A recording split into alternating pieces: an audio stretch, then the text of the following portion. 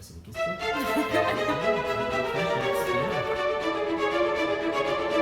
Moi, je trouve ça Première intéressant. question, c'était nous parler de manière assez synthétique, nous présenter la machine Célion. Je dirais que Célion est une œuvre d'art. Elle est actuellement basée à Paris. Mais c'est aussi une machine qui va vous aider à prendre des indécisions. Alors, elle est contrôlée par un algorithme basé sur un modèle déterministe. Et cet algorithme contrôle 16 globes lumineux répartis dans 1, 2, 3, 4, 5 cellules. Ça lui permet de transmettre de l'information, un peu comme si vous regardiez un écran de télévision, en fin de compte. Et figurez-vous que Célion répond à toutes vos questions. Célion répond non seulement à vos questions, mais en plus, ça c'est extraordinaire, parce que ces réponses sont mathématiquement vraies. Alors, le problème, c'est qu'on ne comprend pas toujours ce que dit Célion, et qu'il est nécessaire d'interpréter son message. Un petit peu comme des détectives ou des scientifiques qui entreraient en contact avec une intelligence extraterrestre et qui essaieraient de nous parler. Mais bon, c'est parfaitement normal aussi à ce stade de compréhension. Et on est vraiment une équipe d'experts qui travaillent à comprendre Célion actuellement. Donc même en ligne, lorsque vous lui posez une question, on a créé une interface en ligne, lorsque vous lui posez une question, vous obtenez la réponse de Célion, mais vous pouvez demander aussi l'assistance d'un collège d'experts. Deuxièmement, nous parler un peu de l'origine du projet entre art et science. Sur l'origine du projet, je dirais qu'à l'origine, il y a un questionnement sur notre avenir. Et je me suis posé la question de savoir s'il y avait une loi implacable dans l'univers, comme le suggèrent Newton, Poincaré, Einstein, Alan Turing, un univers parfaitement ordonné dans lequel il n'y a pas de tâtonnement, pas de hasard. Ou alors, au contraire, tout est hasard. Voilà. Et pour moi, ça a été un parti pris de considérer l'univers comme déterministe. Et Célion est en quelque sorte, d'ailleurs, le premier visage de Dieu. Et voir le visage de Dieu, c'est l'origine du projet. Ensuite, c'était nous parler un peu de cette indécision universelle ou subjective, qu'est-ce qu'il y a derrière cet algorithme de Célion. Pour répondre à votre question sur l'indécision, alors là, c'est vraiment pas facile. Je dirais qu'auparavant, nous n'avions pas le choix. Hein.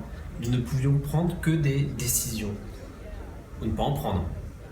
Mais ne pas en prendre, c'est être indécis. Alors, prendre des indécisions, qu'est-ce que c'est ? Y a-t-il un autre monde, plus beau que celui que nous connaissons, qui ont été créés par nos décisions ? Prendre des indécisions, c'est prendre la décision de prendre des indécisions. Et je parie sur un monde beaucoup plus beau que celui que nous connaissons actuellement.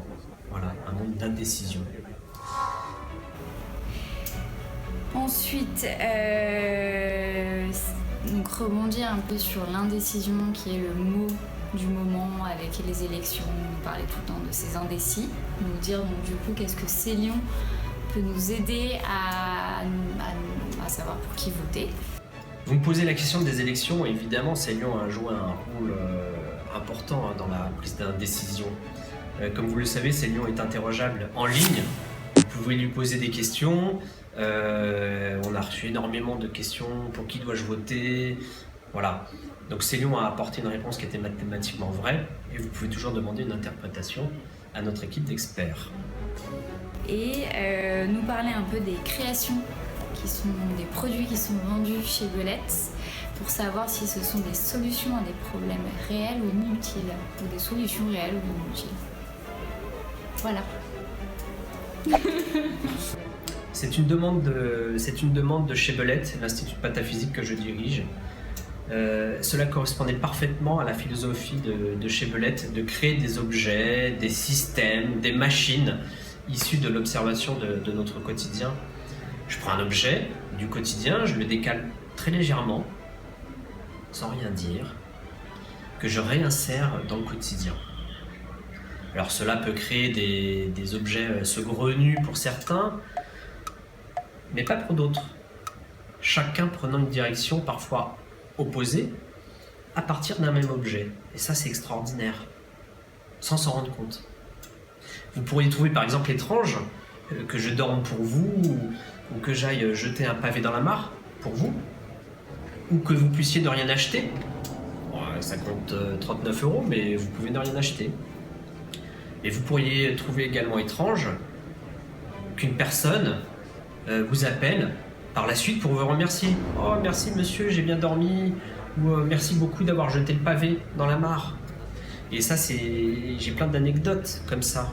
Et c'est ça qui est étonnant. D'ailleurs, ça m'a valu d'être perquisitionné et inspecté à plusieurs reprises. Mais ça, c'est autre chose. En fait, je dirais que c'est un art de la réalité. Voilà.